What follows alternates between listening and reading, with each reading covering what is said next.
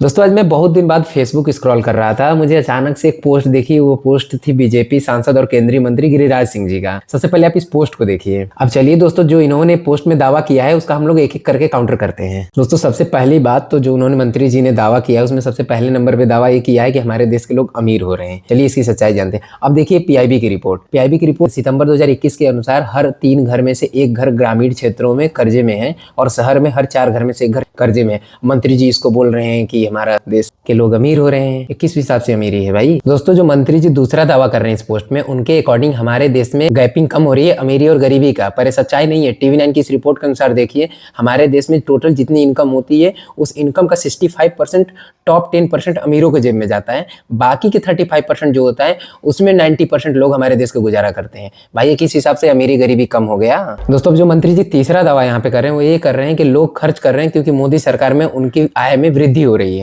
पर क्या सच है? अब इस रिपोर्ट के अनुसार देखिए, रिपोर्ट है आरबीआई का, जिसमें कि लोगों का जो इनकम है वो अगर साल में 48% की वृद्धि हो रही है तो उनकी जो देनदारी है, जो उन पे कर्ज बढ़ रहा है, वो 102% का हो रहा है। सोचिए दोस्तों कितनी हालत खराब है अपने देश की, और हमारे मंत्री जी अपनी इमेज चमकाने के लिए इस रिपोर्ट को भी काउंटर कर दे रहे हैं। अब दोस्तों यहाँ पे मंत्री जी जो तीसरा दावा कर रहे हैं वो ये कर रहे हैं कि हमारे देश के लोग खर्च कर रहे हैं क्योंकि मोदी सरकार में उनके इनकम की वृद्धि हुई है। लेकिन असल में उनके मोदी सरकार में उनके इनकम की वृद्धि नहीं हुई है, उनके कर्ज की वृद्धि हुई है। जरा इस रिपोर्ट को देखिए आरबीआई के, जिसमें लोग अगर साल में 48% की उनके इनकम की वृद्धि हो रही है तो उन पे जो कर्ज बढ़ रहा है वो 102% का बढ़ रहा है। भाई तो ये बताइए किस हिसाब से, आप ही बता दीजिए किस हिसाब से इनकम की वृद्धि हुई। दोस्तों जो मंत्री जी अब इसमें चौथा दावा कर रहे हैं और सबसे चौंकाने वाला इसमें एक रिपोर्ट में दिखाने वाला हूँ आपको। उन्होंने ये दावा किया ग्रामीण क्षेत्र के लोग भी बाइक खरीद रहे हैं, फ्रिज खरीद रहे हैं और फोन्स खरीद रहे हैं। यानी कि वो पहले से ज्यादा लोग अब चीजें खरीद रहे हैं, उस हिसाब से गाँव के लोगों को भी इनकम जनरेट हो रहा है। पर ये सच्चाई देखिए श्रीराम फाइनेंस का, जो खुद आप भी देख सकते हैं इसमें, उनका कहना यह है कि बाइक जितनी भी होती है उसमें से 75% बाइक हम